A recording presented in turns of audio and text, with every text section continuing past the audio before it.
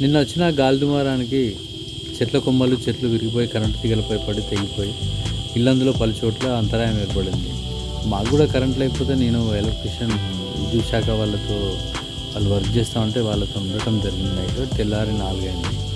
ఆ సందర్భంగా మెయిన్ వైర్లు కూడా తెగిపోయినాయి. ఆ వైర్లు తెగిపోతే వాటిని ఎలక్ట్రీషియన్ నాగరాజు వాటిని జాయింట్ చేస్తూ ఉన్న తీరు చాలా బాగుంది. అందుకే ఆ విద్యుత్ వైర్లు తెగిపోయి మధ్యలోకి తెగిపోయిన వాళ్ళు వేసే జాయింట్ అంత పటిష్టంగా ఉండబట్టే అవి అంతకాలం ఆగుతుంటాయి. అవి ఒకసారి మీకు కూడా చూపెడదామని నేను వీడియో చేసిన.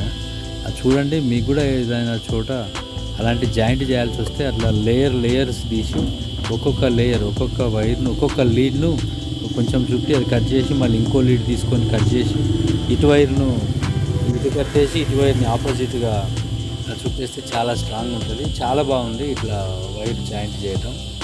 నేను ఎప్పుడు చూడలే, మీరు కూడా ఎప్పుడు చూసి ఉండదు కదా, అందుకే మీకు చూపెడుతున్నా. Okay, thank you very much.